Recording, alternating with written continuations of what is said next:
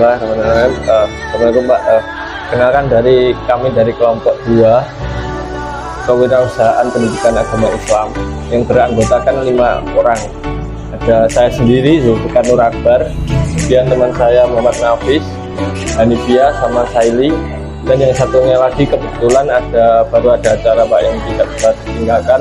Nanti beliau bisa menggantikan tugas-tugas yang belum dikerjakan Pak. Ini langsung saja kami dapat tugas dari dosen untuk penyuluhan dan wawancara kewirausahaan pendidikan begitu Pak. Langsung saja ya, wawancara sendiri itu saya Zulfikar, kemudian juru tulis itu Saili, juru foto nanti Hanifia, terus juru kamera Nafis, dan yang satunya lagi Hanif itu audio dan editor video gitu. Langsung saja Pak, jenis perusahaan sama. Sebelumnya Mas sama Mbak ini tahu ke sini nama tokonya apa? Saya dapat dari Instagram Pak, yang Instagram di Markas Solo itu kebetulan setiap hari itu selalu update story gitu. Jadi wah kayaknya ini masuk gitu, kayak rental PS kami terus gitu. Makanya kan kami penasaran, pengen observasi sama sekaligus wawancara. Oh ya. Jadi karena tadi tahunya dari Instagram terus tertarik mau ke rental PS gitu ya. Iya. Mungkin aja bertanya tadi mungkin jenis perusahaan ya. Iya. Ini perusahaannya bergerak di bidang jasa. Jadi rental PS ini menyediakan jasa PS ini mungkin dari teman-teman nanti datang ke sini main PS-nya kayak gitu. Nah, berarti perusahaan ini di bidang jasa ya, bukan hiburan kan ya, beda ya. Jadi pertama ini jasa, tapi di bawahnya kan misalnya jasa itu di bab satunya, bab 1 ada bawahnya jasa, sedangkan hiburan itu di bab 2-nya. Ya kan, jadi mengenalkan jasa untuk main game gitu ya. Game kayak apa Pak biasanya kalau di sini main game itu? Kalau main game kebanyakan sih anak-anak itu sukanya main game bola, bola, rata-rata bola. PES gitu ya? PES, ya Beatbox. Oh ya. Terus nama pemiliknya sendiri, Bapak sendiri namanya siapa kalau boleh tahu, lupa. Oh ya, sebelumnya jangan panggil Bapak, saya masih muda ya. Panggil Mas aja. Iya Mas.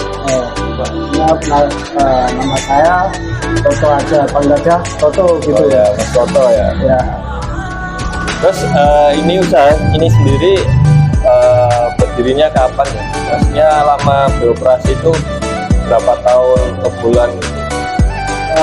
Ini udah jalan tahun kelima, berarti udah dari 2018 ya. Kalau udah jalan tahun kelima 2018. Ya. Terus itu sejarahnya usaha ini sampai sekarang itu kan itu bagaimana ya Pak? Kan tadi 2018 ya awalan itu berdiri, apa langsung serame ini atau sebesar ini, kan bisa dijelaskan gitu? Oh ya, pertama kok aku mau buka rental PS ini kenapa? Soalnya aku dari SD SMP itu kalau pulang sekolah mainnya ke rental PS, bukan ke rental Wenet. Kenapa kok milih PS? Lebih seru aja, bisa mabar sama teman-teman, bisa teriak-teriak. Terus dari situlah sukaanku dari kecil itu aku minta dibeliin sama orang tuaku buat beli. Dulu itu masih zamannya PS2, PS2 dulu dibeliin satu lah. Terus teman-teman itu malah sering main ke rumah malahan. Jadinya mungkin dari kecil udah pikiran bisnis ya, itu tak rentalin ke teman-temanku. Sejamnya tak suruh bayar 2.000. Terus dari situ mungkin setelah masuk SMA lah, SMA itu aku mau dari uang yang tadi rental PS2 dari teman-teman kecil itu tak kumpulin buat beli PS3. Itu sebenarnya uangnya kurang juga, tapi minta tombol lah ke orang tua. Itu beli 1 unit dulu, terus habis beli PS3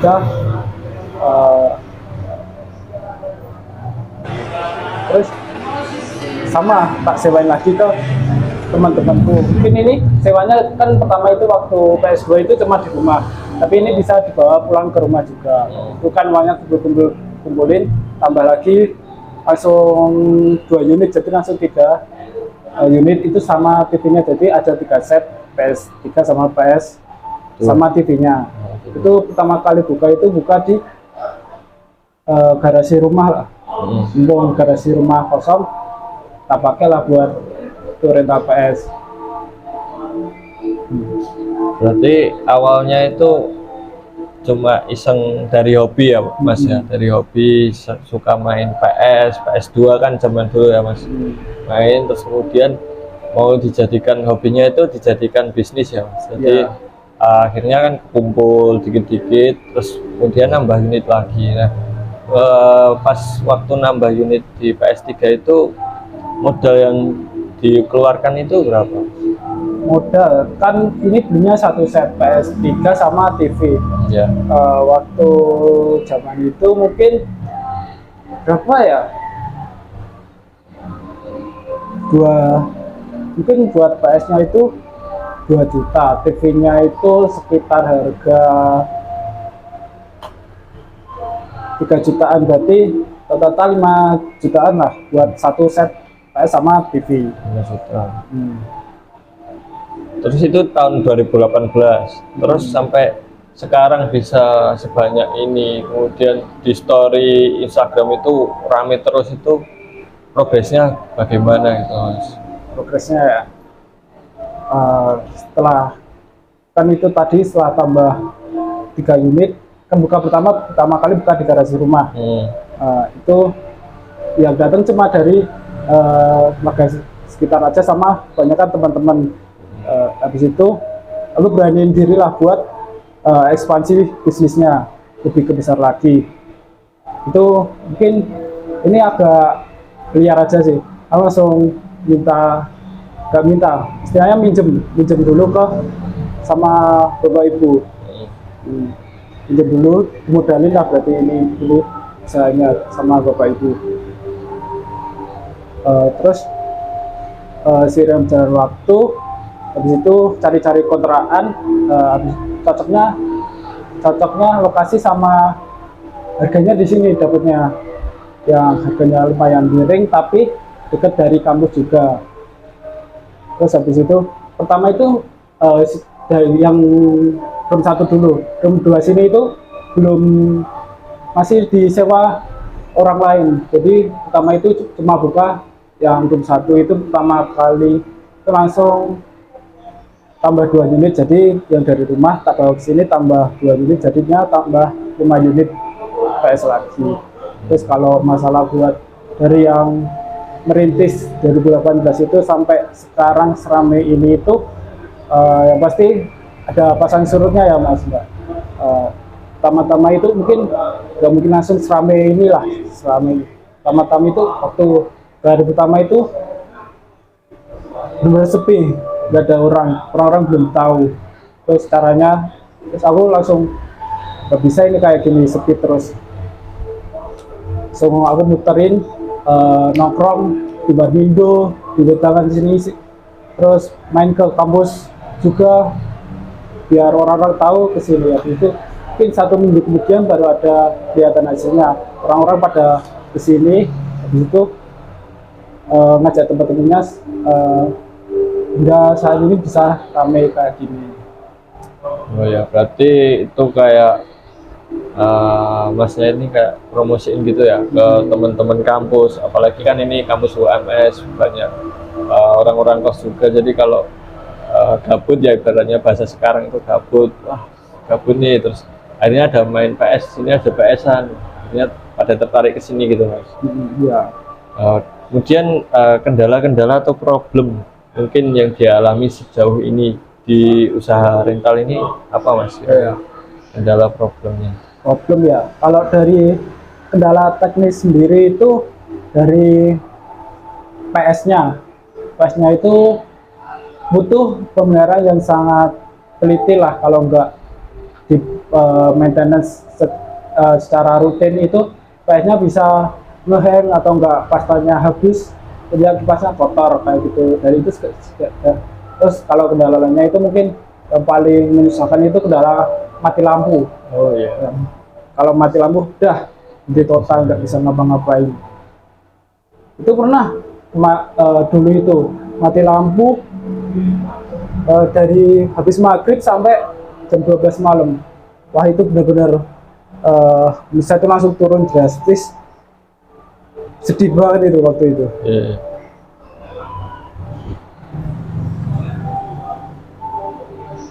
Terus apa lagi ya? Selain itu? Mungkin kalau kendala non teknis dari kebisingan. Oh iya. Nggak mungkin lah main PS diem, cuma diem itu kan ngantuk lah, main PS Iya, cuma iya. diem ngantuk, Iya, nggak iya. seru. Udah teriak-teriak gitu. Bisingan terus tangga-tangga kan juga dari eksternalitas itu kan pada protes lah awal-awalnya, nggak biasanya tiba-tiba tenang, damai, tiba ada PS-an rame, timbul eksternalitas itu, yaitu salah satu kebisingan. Terus pernah nggak Mas kayak kan rame nih, waktu rame kemudian tetangga itu pada komplain, wah Mas ini rame-rame, terus kayak di demo atau didatengin polisi atau apa, itu pernah nggak Mas? Kalau di demo itu nggak pernah sih, lebih tepatnya ngomongin kalau misalnya ada penjaga di sini diomongin, dibantu itu, Mas ini Mas, begini dibilangin baik-baik lah, nggak sampai yang parah sampai demo atau datang polisi itu nggak pernah. Kalau di sini mungkin maklum lah, kalau pesan itu emangnya kayak gini, sebenarnya gitu. Berarti kendalanya itu ya kebisingan, kemudian kayak kalau mati listrik itu udah berhenti total semua aktivitas di sini gitu ya Mas, kayak nggak bisa lah kalau pakai genset sebetulnya bisa ya Mas? Bisa ngatasin itu ya. Kemudian selain itu kan cara mengatasi itu tadi kendala-kendalanya apa aja kalau mati lampu kan? Kalau mungkin dari kendala teknis dulu, kalau dari teknis sendiri itu dari PS sama stick. Stick itu sering sekali bermasalah sama mungkin analognya atau enggak tombol-tombolnya itu. Untuk mengatasi itu kurang lebih sama-sama kendala di PS-nya, yaitu di maintenance secara rutin. Mungkin perawatannya sebulan sekali itu diceki, dibersih, seminggu sekali dibersih dari debu kayak gitu. Terus untuk kendala non teknis seperti kebisingan tadi, itu kita lebih mengingatkan ke teman-teman di sini yang main PS itu, lebih kalau suaranya udah overload, udah terlalu teriaknya kenceng-kenceng, itu diingetin secara ditegur secara langsung. Contohnya, Mas, alon-alon ya Mas, wis bengi iki enek bayi ning samping ngomong bukan kayak gitu, kurang lebih lah kalau cara mengatasi kendalanya. Terus kemudian di sini ada berapa karyawan yang maksudnya Mas usaha ini nggak mungkin lah Kak Mas urus ini sendiri gitu, nggak mungkin. Sini tuh ada 3 orang. Satu itu sebagai kepala toko yang mengelola di sini, terus yang 2 itu sebagai karyawan Guspar biasa lah. Oh, berarti 2 ya, buat 2 shift atau gimana? Ya, oh ya, buat ada 2 shift ya di sini. Yang pertama itu shift pagi sama shift malam. Shift paginya itu mulai dari jam 9 sampai jam 5, shift malamnya itu jam 5 sampai jam 2. Berarti jam 2 tutup ya? Itu bisa tutup tergantung dari penjaganya, kalau mau buka sampai pagi bisa, jam 2 ditutup bisa itu. Kalau ada orangnya juga yang masih main, bisa lah masih buka kayak gitu. Tapi kadang masih ada yang main nggak Mas jam segitu, jam larut-larut malam, jam 2 itu? Wah, kalau sekarang itu banyak sih Mas. Apalagi kalau sekarang itu jam 2 itu pada datang. Habis itu sampai pagi lah, apalagi dekat kampus itu langsung belanda nggak tidur. Habis itu langsung berangkat kuliah paginya. Oh iya Mas, kan ya cukup rame kan, saya lihat di story Instagram itu. Kalau boleh tahu itu penghasilan atau omsetnya itu berapa ya Mas? Penghasilannya, omset itu kan ini tentatif ya, relatif juga tentukannya.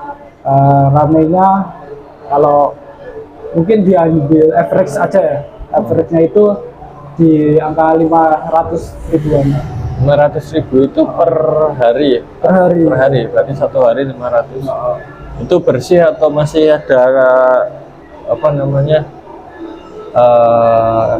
pengeluaran lain kayak beli atau apa gitu? Itu udah gitu Mas, udah penghasilan bersih.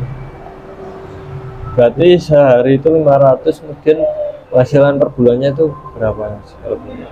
Tinggal dikaliin aja Mas, kali 30 hari itu berapa jadinya? 500 kali 30 kali 3, 15 jutaan. 15 juta itu udah bersih. Alhamdulillah lumayan ya berarti Mas. Berarti ini kontrakan juga ya Pak? Masih bayar kontrakan juga ya? Ya ini sewa kontrak juga, Oh, iya. sewa ruko. 500.000 per bulan itu kalau untuk PS3 itu ditarif berapa, PS4? Oh iya, sini ada berapa PS3, PS4 gitu. Ya, ini kan ada 2 room ya Mas. Iya. 2 room. Yang room 1 itu yang sana itu isinya PS3 semua. Kalau yang di sini itu isinya PS4 semua. Jadi kalau total ada yang di sini itu 9 TV sama 5 PS3 sama 4 PS4 total asetnya. Terus PS3-nya itu per jam, hitungannya per jam atau per gimana Mas? Kita di sini ada 2 sistem. Yang pertama sewa main di tempat sama sewa di rumah. Kalau sewa di tempat itu untuk PS3-nya itu per jamnya 5.000. Kalau untuk PS4-nya 7.000.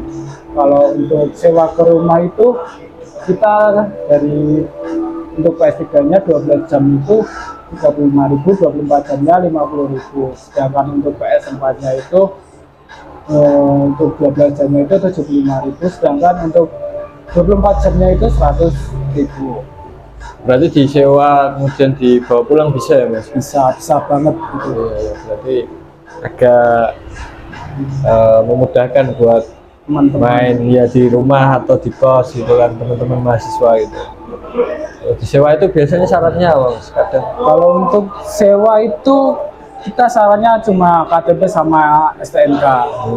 Ya itu aja, simple. Itu jangan lupa bayar juga. Oh ya, kemudian sejauh ini itu tuh suka dukanya di usaha ini tuh apa Mas? Kalau boleh tahu kita. Dukanya itu yang paling ku ingat itu waktu COVID. Tahu kan waktu Oh COVID. iya. Ya itu mau di kemana lagi, kayak cuma tabah lah, cuma bisa bertahan. Apalagi waktu COVID itu kan semua makhluk hidup, semua manusia itu masih takut sama keluar iya. dari rumah. Apalagi di sini kan kalau main dibatasi kan nggak bisa, biasanya teman-teman di sini banyak rombongan. Iya. Berarti selama COVID kurang lebih itu selama berapa tahun Mas? 1 sampai 2 tahunan itu omsetnya menurun ya Mas waktu COVID itu? Sudah menurun lagi Mas, anjlok, terjun bebas. Emang pas waktu COVID itu ekonomi global gitu Mas, pada turunnya. Ya, turun juga. Ya. Kemudian sukanya apa? Biasanya suka. Kan tadi juga udah dukanya kayak mati listrik, kemudian itu apa namanya COVID. Dan kadang pernah nggak Mas kayak nyewa terus dibelandangin atau nggak balik-balik atau dijual gitu, pernah nggak Mas? Jadi ini masih ngomongin duka dulu ya. Iya. Ya itu kalau mau jawab dari yang belandangin itu, pasti adalah oknum-oknum jahat yang berniat jahat untuk iri lah sama kita. Itu dibelandangin itu pernah. Itu ya dari kita pun, dari kami pun juga itu bisa lah cari orangnya, tapi orangnya pun juga nggak kelacak.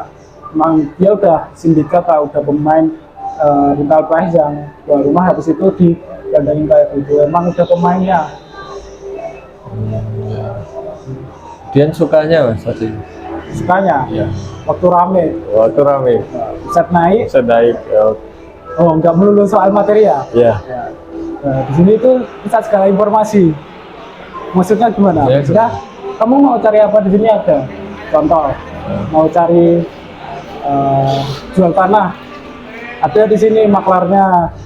Motor Oh, ada. iya. Apa rumah masnya, lembahnya cari jawaban saya juga ada juga. Kita segala informasi di sini. Berarti di sini itu nggak sepenuhnya yang main tuh dari mahasiswa, kalangan mahasiswa itu enggak ya?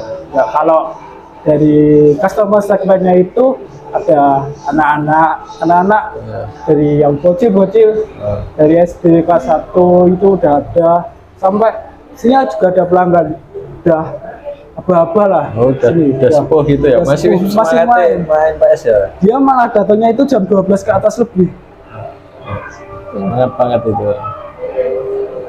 Sukanya tuh. Kemudian ini mas, sebelum bangun usaha ini, pernah nggak kayak mas tuh berpikiran bangun usaha lain gitu loh? Oh kan ini udah jalan nih, aku pengen bangun usaha apa lagi gitu, pernah kepikiran atau gimana mas? Kalau kepikiran pun pernah ya, itu cuma kepikiran, tapi planning pun juga udah ada, tapi ini tinggal eksekusi. Bisnisnya itu di bisnis F&B, itu mau buka usaha itu mas, perairan. Itu mau jual galon sama ya galon sama Galon itu isi ulang. jualan es kristal kayak gitu. Oh iya. Tapi belum jalan ya mas? Belum baru jalan, baru planning. Kemudian ini mas, kan ini udah lancar, udah jalan, udah rame. Itu ada cabang lain nggak selain sini atau mungkin mau buka cabang lagi gitu? Kalau cabang, alhamdulillahnya sini udah ada 2 cabang di kota lainnya. Dia ada 3 toko, yang di Solo, Salatiga, sama di Batam. Dia ada 2 cabang di sana, tempat lain. Terus di Solo sendiri mau buka cabang nggak? Kemungkinan mau buka cabang lagi. Untuk tempatnya itu kita masih survei-survei, masih menentukan kalau kira-kiranya itu mau di Mojosongo, UIN atau enggak di daerah UNS. Kita masih cari-cari tempat dari 3 itu yang mana yang paling cocok buat buka lagi cabang kedua di Solo. Itu pun kalau mau cari tempat untuk rental PS nggak asal ya mas, maksudnya harus strategis, kemudian jauh dari pemukiman. Kalau misal rame-rame gitu ya. Kalau jauh pemukiman tambah susah juga loh mas. Oh iya. Menginformasikannya kayak itu bisa sih sebenarnya, kalau jauh pemukiman itu enak juga, tapi salah satunya itu kurangnya informasi dari warga sekitar. Lumayan. Berarti udah ada 3 cabang ya? Itu udah jalan semua? Jalan semua ya? Alhamdulillah udah jalan semua. Masya Allah. Berarti 15 juta, 3 cabang, 15 kali 3 itu berapa? 45 sebulannya mas. Ya alhamdulillah. Tahunnya berapa itu? Nah terakhir nih mas, kan kami dari mahasiswa pendidikan agama Islam kan, ada mata kuliah kewirausahaan pendidikan. Jadi kami minta tips gitu untuk menjadi seorang pengusaha itu bagaimana? Bisa. Kan awalnya kan rental PS sih apalah sepele gitu kan, pandangan orang-orang cuma recehan 5.000, 7.000 gitu. Orang nggak tahu juga kan. Nah, itu tipnya apa gitu mas buat kita kalau mau usaha gitu? Ya, mungkin dari aku ini sih, dari jadi pengusaha itu harus ada tiga kemampuan. Yang pertama itu kreatif, terus yang kedua tangguh, yang ketiga berani ambil resiko. Terus kreatif, kenapa kreatif?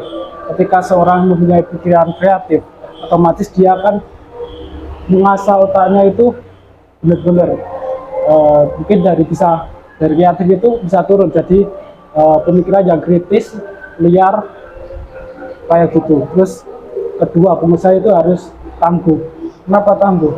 Ketika pengusaha itu dihadapkan suatu masalah atau omset turun atau mungkin hal yang terduga lainnya, dia itu bisa survive, bisa semangat lagi, bisa bangkit lagi untuk menjalankan usahanya. Dan balik lagi ke poin pertama tadi, ketika ada masalah atau hal yang terduga, dia berpikiran kreatif, maka akan bisa menghadapi masalahnya itu dengan berbagai macam solusi. Terus yang ketiga, berani ambil resiko. Kenapa berani ambil resiko? Ketika seorang pengusaha itu stagnan atau mau main aman-aman aja, maka bisnisnya itu nggak akan berkembang. Stagnan di situ-situ terus, nggak bisa berkembang lagi bisnisnya. Terus balik lagi ke poin 1 sama 2 lagi, ketika seorang berani ambil risiko, otomatis dia harus memiliki pikiran kreatif, harus tabah, harus tangguh dalam menghadapi hal yang terduga lainnya. Contoh, ketika seorang ambil risiko itu, contohnya aku ketika buka cabang di Batam, itu kan otomatis harus membangun kembali dari nol. Bagaimana itu harus rame, atau bagaimana itu harus orang-orang tahu tempat di situ.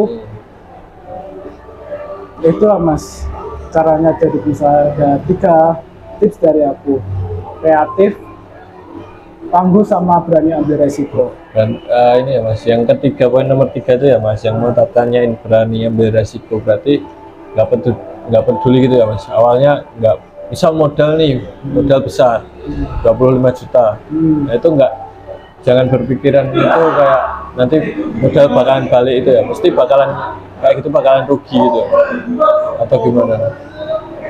Ya jadi pengusaha otomatis kan ada hitung-hitungan juga ya Mas. Kita hitungannya dari modal aset berapa, mungkin dari omsetnya nanti berapa, perencanaan strategisnya itu gimana. Jadi kita berani ambil risiko itu dalam artian nggak ngasal, harus ada hitung-hitungannya juga. Jangan ngawur lah istilahnya. Dari usaha ngawur itu otomatis cuma buang-buang uang aja. Ya.